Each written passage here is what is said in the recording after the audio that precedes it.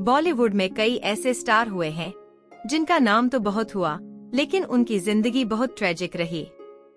आलम यह रहा कि स्टारडम हासिल करने के बाद भी उनका अंत बेहद दुखद रहा।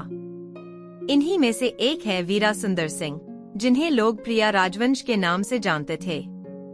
कभी बिना शादी किए डायरेक्टर चेतन आनंद के साथ पत्नी की तरह रहने वाली प्रिया का मर्डर उनके ही सौतेले बेटों ने नौकरानी के साथ मिलकर कर दिया था।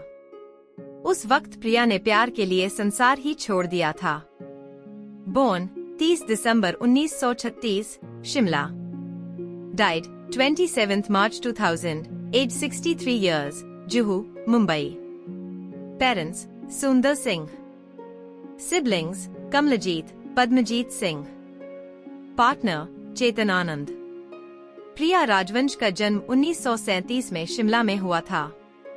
यही उनकी शुरुआती पढ़ाई हुई। प्रिया को बचपन से ही कला में रुचि थी। उन्होंने पढ़ाई के दौरान कई नाटकों में हिस्सा लिया। वन विभाग में कंजरवेटर रहे उनके पिता को संयुक्त राष्ट्र संघ की तरफ से ब्रिटेन भेजा गया। उनके साथ प्रिया भी लंदन पहुंच गई, जिसके बाद प्रिया ने फिल्मों का रुख किया। एक वक्त पर फिल्म इंडस्ट्री में छाने वाली प्रिया राजवंश खुद से 15 साल बड़े शादीशुदा चेतन आनंद के साथ लिव इन में रही थीं। विज्ञापन। प्रिया को फिल्मों में लाने का श्रेय चेतन आनंद को जाता है। चेतन आनंद इंडस्ट्री के बेहद मशहूर फिल्म प्रोड्यूसर में से एक थे। प्रिया को बचपन से ही अभिनय का काफी शौक था। वह हमेशा स्कूल से लेकर कॉलेजों में नाटकों में हिस्सा लेती थीं। बेहद खूबसूरत होने की वजह से फोटोग्राफर्स उनकी तस्वीरें खींचते थे। ऐसे ही एक दिन उनकी तस्वीर चेतन आनंद के पास पहुंच गई। उस वक्त वह फिल्म हकीकत बनाने जा रहे थे। इसके लिए चेतन आनंद को एक नए चेहरे की तलाश थी। जब उन्होंने प्रिया की तस्वीर देखी तो उन्होंने प्रिया को अपनी फिल्म में लेने का फैसला कर लिया। इस तरह से उनकी जिंदगी में भी प्रिया की एंट्री हो गई।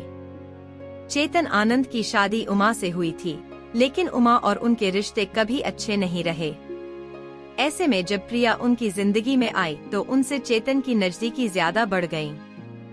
प्रिया ने खुद से 15 साल बड़े चेतन आनंद के साथ लिव इन में रहना शुरू कर दिया।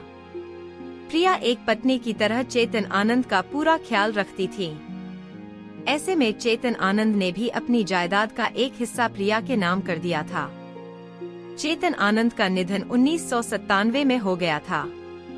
इसके बाद प्रिया ने अपने सौतेले बेटे केतन और विवेक आनंद के साथ जुहू के एक बंगले में रहना शुरू कर दिया। प्रिया को यह नहीं मालूम था कि उनके साथ क्या होने वाला है।